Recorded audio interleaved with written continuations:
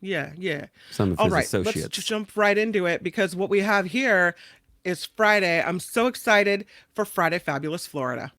It's time for Friday Fabulous Florida. There is a gigantic alligator in my kitchen. A look at the weirdest stories from our weirdest state. Story earlier in the week, John, and I didn't use it because I knew Albert was going to hone in on it. I knew it was going to be in Friday Fabulous Florida, and it's worth the wait. Are you ready for this? I'm ready. This Florida man was pulled over in a truck that looked a lot like a Border Patrol truck. Oh, yeah. Painted the same way, everything, except for instead of Border Patrol, it said Booty Patrol. Yeah, baby. I mean, I don't know what more you want than the Booty Patrol truck. Yeah, the Booty Patrol. There's never been anything like this. Was sadly interrupted by the so-called law enforcement in Florida this last weekend.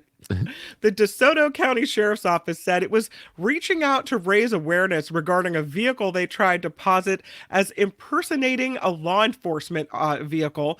The department was arguing that the vehicle in question, a truck with a Booty Patrol distinction, was impersonating the similarly named but Border Patrol. Right. That's what they're trying to be there. They have like the same paint scheme.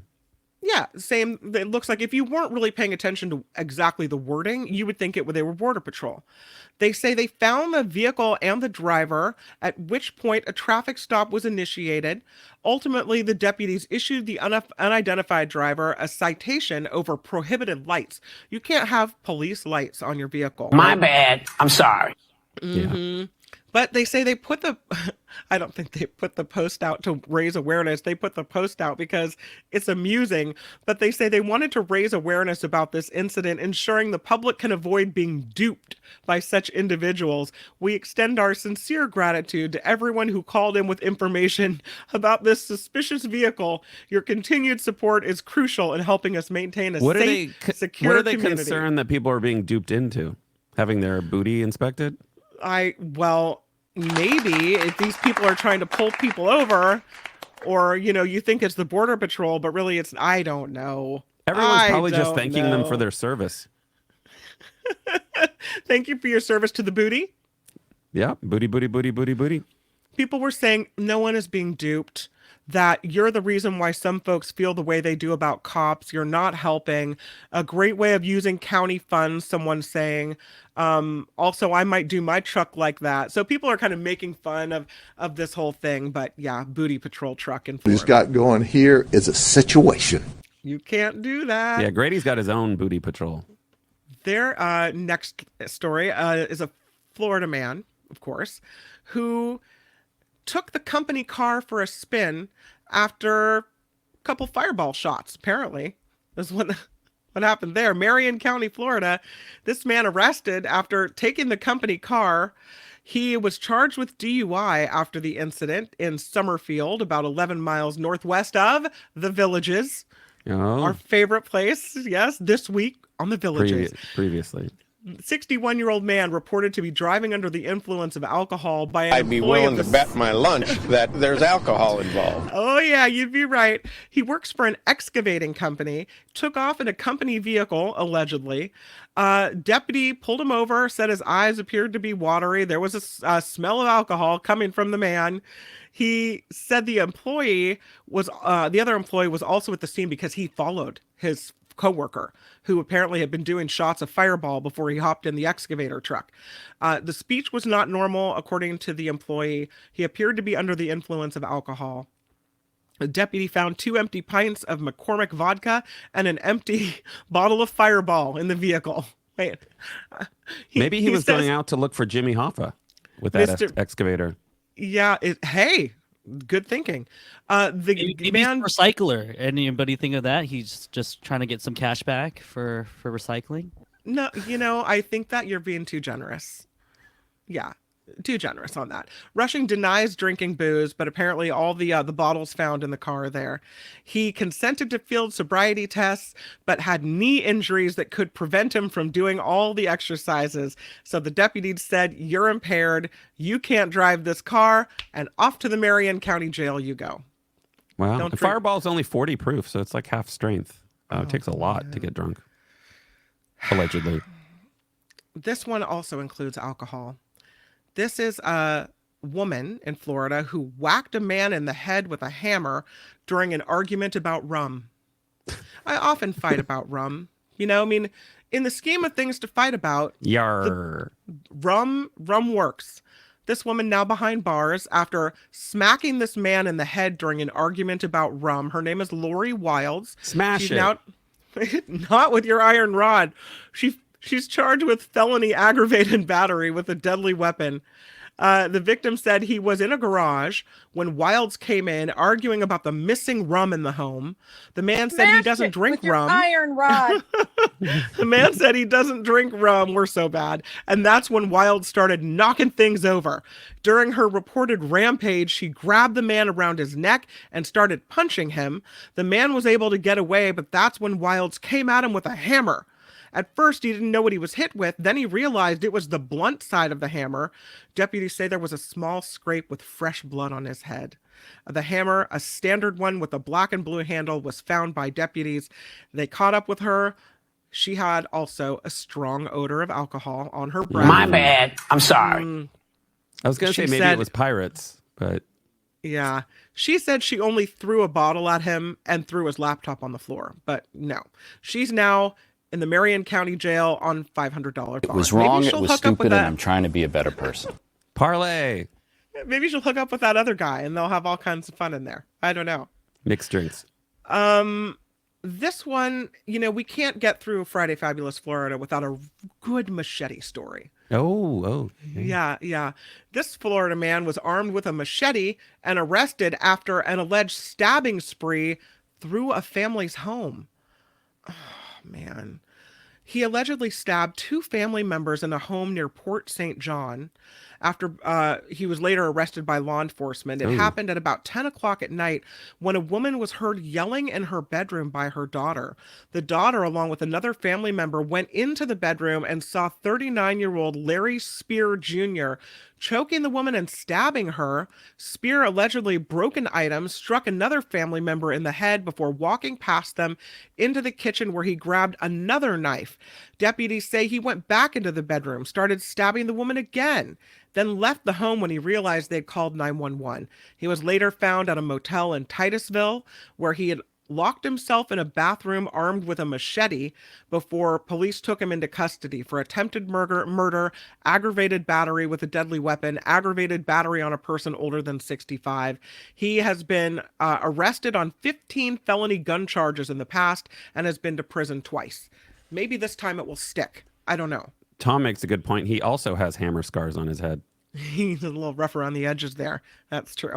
That's the look of regret. That's a look of, this time I'm going to prison for the long haul. Oh, man.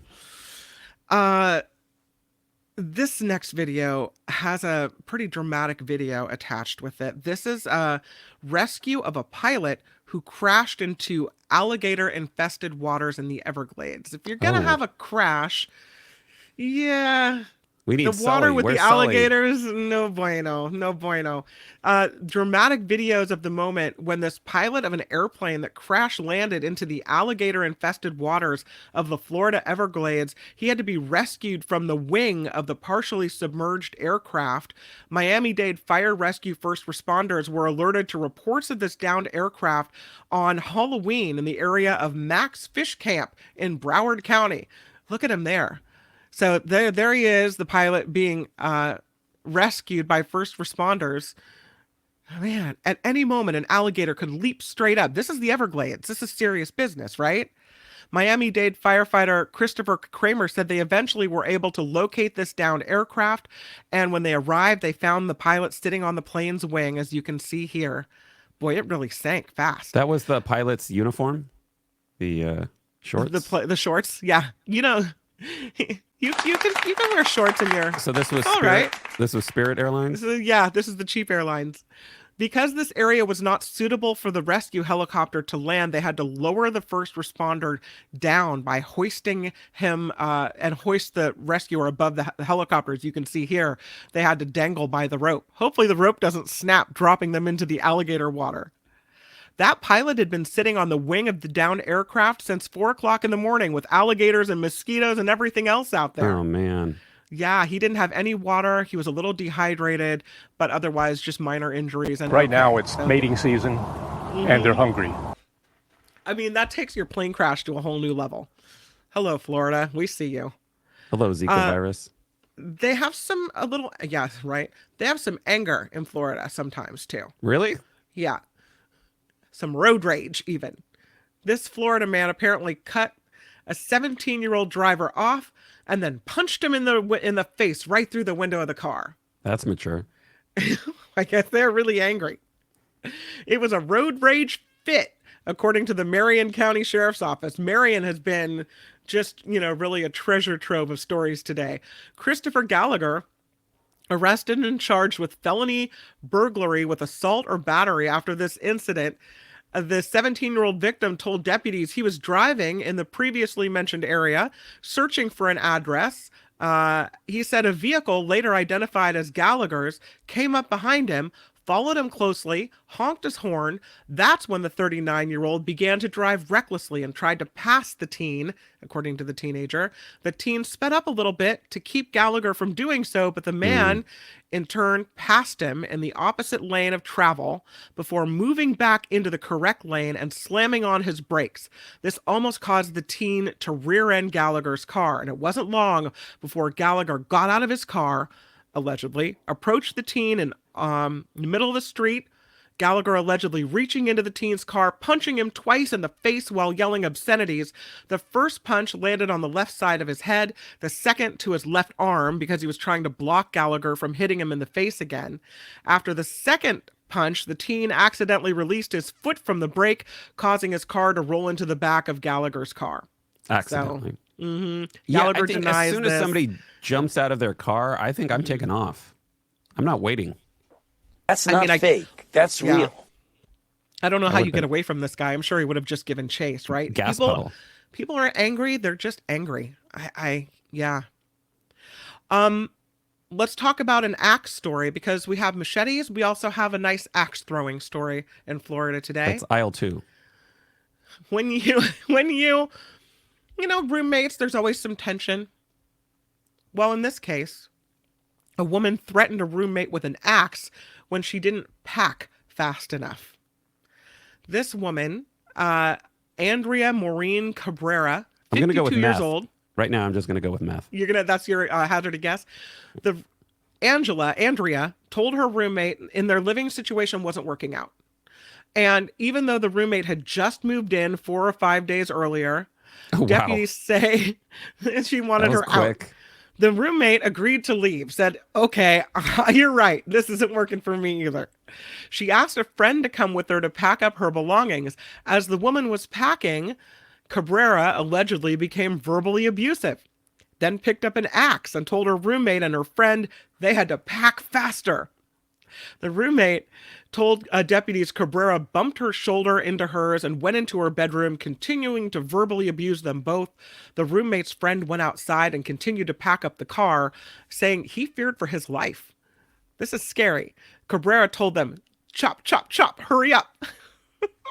Maybe just wanted her to experience the whole thing, the whole experience, right? Like the whole roommate experience and play it out very quickly. So this is phase 2. Phase 2, I come at you with an axe. This is what's going to happen if you stay around. I mean, this escalated quickly. She only lived there for 4 or 5 days. Yeah. Cabrera told deputies she grabbed the axe for protection when the argument escalated. She was taken into custody on charges of assault with a deadly weapon without intention to kill, battery with a prior felony conviction, jail records show. Shocking. They don't say anything about meth, but I mean, I have a hard time. There had to be a crack pipe in there somewhere. It's very surprising that. What happened to the prior roommate? We'll never know. One never knows, yeah. All right, let's take a look at this last story because this one does include some drugs, and that's a good thing, right? Always a good thing in Florida. A woman arrested after she tried to smuggle drugs into a Florida prison and give them to an inmate during her visit, but her legs were shaking. I guess she was scared and nervous, and so her knees were a-knocking, and that gave her away. Or she was doing some of the drugs. or that. You always have a logical explanation for everything. Thank you. Maria des Los Angeles Maceo arrested and charged with smuggling contraband into prison, trafficking cocaine, resisting arrest after the incident that went down at the Century Correctional Facility in the Florida Panhandle on Sunday. Maceo visited the prison over the weekend to visit an inmate. Didn't know she'd be staying. Her plan was to use this false identity. Do you have any vacancies? I'm sorry, I need a room for rent. Her plan was to use the false identity, smuggle drugs into the facility, and give them to an inmate during a visit. After making her way inside the prison, she sat next to the inmate, but it was the shaking of her leg that alerted the corrections officer to her possible suspicious activity. Drugs. So they kept an eye on her. And the deputies or the correction officer saw her allegedly pull 2 packages out that she was hiding and hand them to the inmate. Calvin wants to know where was she hiding the drugs? Are we talking hoo-ha? No, I think they were in a pocket, perhaps. She was hiding them in a pocket. Yeah, she hastily tried to put the packages into the inmate's pocket, and then both packages fell onto the floor. There's a reason that this place is fun. Yeah, she wasn't smooth about this one at all. Nothing. So she tries to pass the drugs, dumps the drugs on the floor while her legs are shaking. Not a good look for those attempting to covertly pass drugs in a prison environment, according to deputies. Then she grabbed the packages, tossed them at the inmate. That's when corrections staff sprung into action. They were like, no. They confiscated the packages. Did you really just do that? One was filled with suspected marijuana. The other one, suspected cocaine. Authorities found at the time she was using a fictitious name. Under her real name was a warrant for arrest in Miami on drug-related charges. So there you go. That's in she goes, remains on $55,000 bond. And now her botched drug exchange will be dealt with by prison authorities. On the right-hand side, that also is the look of regret. Is it though? Well, at least she doesn't have any hammer marks on her head. She's not a very good criminal, I have to say. It was wrong, it was stupid, and I'm trying to be a better person. You gotta give her points for efficiency, right? She's helping the criminal justice system speed things up. How's it looking on the poll? Did we do a poll, Albert? No, maybe a little bit. No poll. All right. Oh, I thought I was on. Yeah, I do have a poll, and I have a booty patrol, ax-hammer-machete attacks, pilot rescue, and shaky prison legs as the options. Of course, you can just write your own write-in votes in the chat as well. And so, what's ahead at this point? Do we know? The booty patrol. I think that was pretty obvious. Yeah. All right. Okay, so let's do a recap. It's the booty patrol. The border patrol truck painted to look like booty patrol. It's the company car in the excavating company where Fireball and vodka was found in the vehicle. A woman whacking a man in the head with a hammer during an argument about rum. A Florida man armed with machete arrested after a stabbing spree in a family home. Dramatic video of the pilot who crashed in the Everglades alligator-infested waters and had to be hoisted to safety. A Florida man with cutting off a 17-year-old driver and then punching him through the window. A woman threatening her roommate with an axe for not packing fast enough. And the shaky leg prison drug drop. What do you like best, John Daly? I like the shaky leg prison drop off, but I think it's slam dunk. It's got to be booty patrol. I'll go with booty patrol. What do you think, Albert? It's hard to go 100%, but I do like the shaky prison leg story because it was it was very much a wild idea, considering she was also a wanted person. And it was never going to work. It was it was just like she basically turned herself in. So yeah, it was a nice try. It was a nice try.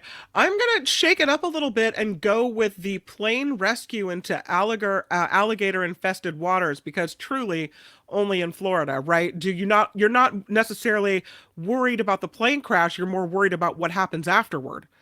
So yeah, you don't have to specify alligator-infested waters. It's Florida.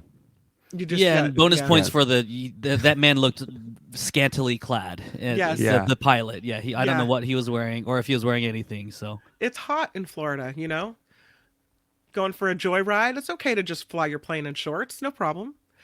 Okay, so what's the winner on the poll? Do we have an official winner? Yeah, Booty Patrol is, I think, Booty just Patrol. off the headline and just the idea. I think everyone could appreciate a little. I don't know. It's like levity. It's funny. Yeah. Yeah. Yeah. It looks like in the chat, Booty Patrol gets a lot. Shaky leg. Yeah. All right. Well, that is it. That's awesome, Albert. You've outdone yourself today. Wonderful. I just love all the stories. Thank you so much for that. John Daly, you're awesome. I will see you on the after party live at 1 o'clock. Right after this show. Where we'll have some more fun. Awesome. Yep. Thank you for being here. Have a great afternoon, everybody. Bye. This has been Friday Fabulous Florida. There is a gigantic alligator in my kitchen. Y'all come back now here. Hi, it's Mark, and I thought that was great. Hit the notification bell, you'll know whenever there's a new video being dropped, and please subscribe to our channel to help us save the universe.